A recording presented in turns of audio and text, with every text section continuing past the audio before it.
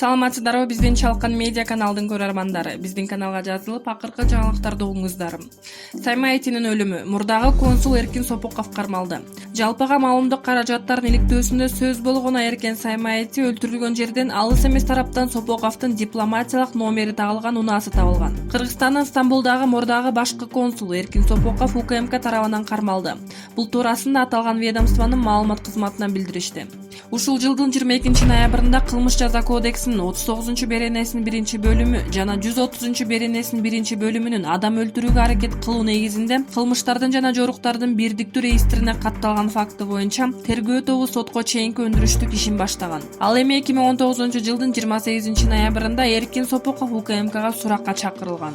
Тиешелүү тергөө иш-чараларынын жыйынтыгында Сопоков кылмыш жаза кодексинин 98 беренеси негизинде УКМКнын тергөө абагына киргизилди. Эске салсак, Сопоковдун дипломатиялык номер табылган унаасы Эркин Сайма Айти өлтүрүлгөн жерден алыс эмес тараптан табылган. Эркин Сопоковду комплекстүү текшерүү иш-аракеттеринин жыйынтыгында Кыргызстандын башкы прокуратурасы тарабынан кылмыштардын жана жоруктардын бирдиктүү реестрине катталып, сотко чейинки териштирүү иштери УКМКнын тергөө башкармалыгына жиберилген.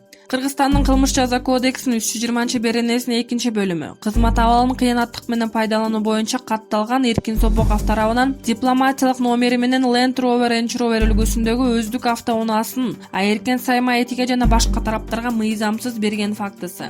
Кыргызстандын кылмыш жаза кодексинин 323 беренесинин 2-бөлүмүнүн 2-пункту мыйзамсыз баюу боюнча катталган Эркин Сопоковдун $200,000 өлчөмүндө акча каражатына ээ болуп, 47 миллион сомго турак жай сатып алып мыйзамсыз байган фактысы. Кыргызстандын кылмыш жаза кодексинин 320 беренесинин 2-бөлүмү кызмат абалынан кыянаттык менен пайдалануу боюнча катталган Эркин Сопоковдун жубайынын Стамбул шаарындагы чет өлкөлүк командировкасы үчүн төлөнгөн 30% акча каражаттарын мыйзамсыз алуу фактысы.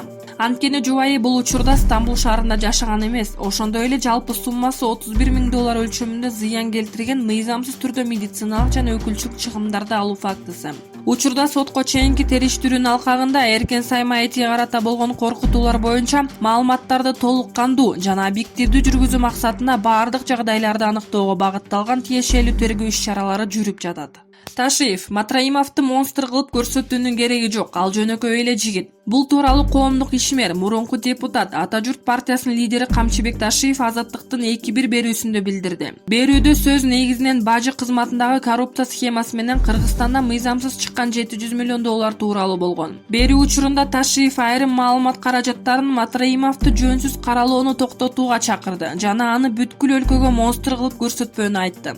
Раим Матраимов өтө деле чоң кызматта иштеген эмес, эң көп болсо бажы кызматынын төрагасынын орун басары болгон. Ал министр да, депутат да болгон эмес. Кичинекей эле бир жигит. Ал жакшынакай карапайым ийкемдүү жигит. Аны жөн эле мамлекеттик деңгээлге алып чыгып каралай берген болбойт, дейт саясатчы. 21 ноябрда Азаттык радиосу, ОСРП жана Клуб Кежи сайты биргеликте Кыргызстандан $700 миллион мыйзамсыз чыкканы тууралуу иликтөөнүн 2-бөлүмүн чыгарган. Иликтөөнүн ичинде аталган ишкер Эркин Сайма Айти 10 ноябрда Стамбулда өлтүрүлгөн. Ал журналисттерге бажы кызматындагы коррупциялык схемага бажы кызматынын төрагасынын мурунку орун басары Раймбек Матраимовдун катыштыгы бар деп айткан. Раймбек Матраимов Кыргызстанга келип, өзү жөнүндө бардык суроолорго жооп берүүгө даяр экенин айтып, Азаттык берген маалымат чындык эмес экенин жана аны далилдөөгө даяр экенин билдирген. Сабыр Жапаров: Тадырда президенттен ырайым суроодон башка арга калбады. Абакта жаткан саясатчы Садыр Жапаров президент Сооронбай Жээнбековдон ырайым сурады. Маалыматты Жапаровдун жактоочусу Шарабидин Токтосунов билдирип, тийиштүү арыздын сүрөтүн жарыялады. Арызда Садыр Жапаров өзү айыпталган иште күнөөсү жок экенин белгилеп, ата-энесинен андан соң уулунан ажыраганын, жакындары оор абалда экенин, аларга учурда өзүнүн колдоосу керектигин айтып, президенттен ырайым кылып эркиндикке чыгарууну өтүнгөн. Саясатчынын агасы Сабыр Жапаров Суперинфого инисинде президенттен ырайым суроодон башка арга калбаганын билдирди. Садырды президенттен ырайым суратуу менин демилген болду. Анткени анын үй бүлөсүнө азыр абдан оор болууда. Ата-энебиз каза болду. Андан кийин уулу Дастандын кайтыш болушу катуу тийди. Бардыгы бир тең, уулунуку бир тең болуп калды. Балдары окууга кетишет, үйдө жубайы жалгыз калат. Садырдын шартын да түшүнүш керек да. Билбейм, ырайым суроодон башка арга деле калбады. Эми кандай болот белгисиз. Азырынча жыйынтык жок. Буга чейин арызды улам артка кайтарып жатышкан. Биздин арыз президент Сооронбай Жээнбековго жетпей жатабы деп ойлоп жатабыз. Коомчулукка жарыяланды, балким эми жетер. Эскерте кетсек, Садыр Жапаров 2017-жылы барымтага алуу беренеси боюнча күнөөлүү деп табылып, 11,5 жылга эркинен ажыратылган. Саясатчы өзүнө козголгон кылмыш ишин саясий буйртма деп тагылган айыпты мойнуна албай келе жатат. Коомчулукта да Жапаров ак жеринен соттолгон деген пикир басымдуу. Аны сот аркылуу актоо аракетинен 2 жылдан бери жыйынтык чыга элек. Эшикте суук, үйдө балдар күтүп жатат. Депутат Жогорку кеңештин жыйынын эртерээк бүтүрүүгө чакырды. Кечээ 28 ноябрда Жогорку кеңештин жыйынында 2020-жылга карата республикалык бюджет каралды. Эртең менен саат 9:30 башталган жыйын кечки саат 9:00 да соңуна чыга элек болчу. Анда суроо берүүгө жазылган депутаттардын саны алгач 85ден ашкан. Учурда алардын жарымынан көбү өз суроолорун берип бүттү. Депутат Камчыбек Жолдошбаев: 50 депутат сүйлөдү, дагы 40 депутат калды. Эгер депутаттар колдоп, өкмөттүн өкүлдөрү каршы болбосо, ар бир фракциядан бирден адам эле сүйлөбөйбү? Ал эми калганын 2, 3 окууда карай беребиз. Эч ким таарынбаса керек. Жанатан бери мага ондой депутат келип, эшик суук, үйдө бала чака күтүп жатат, эмне кылалы деп сурап кетишти, деди Жолдошбеков. Төрага бул сунушту добуш берүүгө коюп, жыйынтыгында ар бир фракциядан бирден адам сүйлөдү. Бишкектин мэринен алат айтылды. Кыш түшүп, Бишкек мэри Азиз Сурахматовго шаардыктар нааразы. Мэр шаардыктарды эң жөнөкөй транспорт менен камсыздап бере албай шалаакылыгын көрсөттү. Эртең менен ата-энелер балдарын бала бакчага, мектепке жеткире албай суукка тоңуп, Сурахматовдун баарынан жогу деген налат айтышты. Мэрия болсо кышка даярдыгы жоктугун айтып, коомдук автобус, троллейбустардын санын кыскартканын айтып сүйүнчүлөдү. Мына мэрдин тас кейпи. Ал ортодо 2 күндө шаарда үй жок, 12 жаран суукка тоңуп каза болду. Мэр болсо 1293 чарчы метрде түзгөн 11 батирге ээлик кыларын даңазалап мактанды.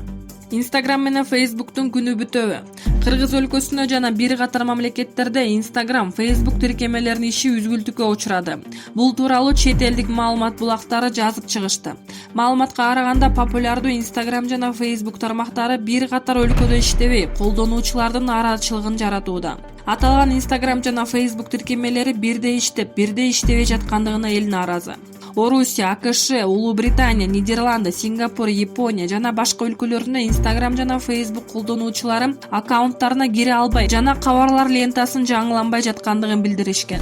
Ал эми биздин өлкөдө Facebook эмес, Instagram түйүнө кирүү оор болуп жаткандыгын колдонуучулар айтып чыгышты. Эске салсак, 2018-жылы 1 миллиард киши Instagram түйүнө катталган. Ал эми Facebook түйүнө 2017-жылы 2 миллиард киши катталган. Гүлзат Мамытбек мурдагы жолдошун сотко берди. Ырчы Гүлзат Мамытбек мурдагы жолдошун сотко берди. Буга ырчынын мурдагы жолдошу Талант Курманкуловдун кол көтөргөнү себеп болгонун айтат. Гүлзат Мамытбек мурунку жолдошу менен ажырашып жатканда үйүнө барса киргизбей иш жагына тепкен. Мындан улам ал Чүй облустук сотуна арыз менен кайрылган. Ырчынын айтымында сот декабрь айында болот. Ошондой эле мурдагы жолдошу 2016-жылы бейбаштык беренеси менен соттолгонун кошумчалады. Ушул жылдын февраль айында Гүлзат Мамытбек мурунку жолдошу менен ажырашкан мезгилде балдары жана үйү жолдошунда калган. Ал балдарын жана үйүн өзүнө алуу максатында Сокулук райондук сотуна кайрылган. Бирок сот Талант Курманкуловдун пайдасына чечим берген. Эскерте кетсек, Гүлзат Мамытбек менен Талант Курманкуловдун ортосунда 3 бала бар. Учурда ырчылык менен да алектенип жүргөн Гүлзат Мамытбек америкалык режиссер Хуан Буэндигага 2018-жылдын декабрь айында турмушка чыккан. Аваз Акимов менен Айдана Дека кыздуу болоруну ачыкташты. Жакында эле наристе күтүп жатканын ачыктаган түгөйлөр Аваз Акимов менен Айдана Дека көпчүлүктүн суроосуна жооп берди. Тагыраагы ырчылар кыздуу болорун социалдык тармакка жарыялашты. Анда Айдана Дека курбусу менен УЗИге барганын айтат. Наристенин уул же кыз болорун курбусу гана билмек болушкан. УЗИге тарткан адис наристенин ким болорун ырчынын курбусуна айткан. Айдана Деканын курбусу шариктердин биринин ичине наристенин ким экенин билдирген кагазды алып, кечинде түгөйлөргө сюрприз жасаган. Бегимай Карыбекова Emporia Armani брендинин модели болду. Модель буга чейин эл аралык бир катар агенттиктер менен келишим түзгөн. Өткөн жылы Миланда өткөн мода жумалыгына катышкан. Кыргызстан сулуусу 2017 сынагынын жеңүүчүсү Бегимай Карыбекова Италиялык Emporia Armani брендинин модели болду. Бул тууралуу ал өзүнүн Facebook баракчасына жарыялады. Модель тармагындагы эмгегим жемишин бере баштады. Emporia Armani брендинин модели болдум. Кудайга шүгүр деп жазды ал. Анын Instagram баракчасындагы видеого караганда бренд үчүн уюштурулган кастинг кечээ 27 ноябрда Миланда өткөн. Карыбекова буга чейин эл аралык бир катар агенттиктер менен келишим түзгөн. Өткөн жылы Миланда өткөн мода жумалыгына катышкан. Ал чоң төрттүктөгү 3-чү ири иш-чара болуп эсептелет. Анда ал белгилүү дизайнер Брунелло Кучинеллинин коллекциясын кийип чыккан.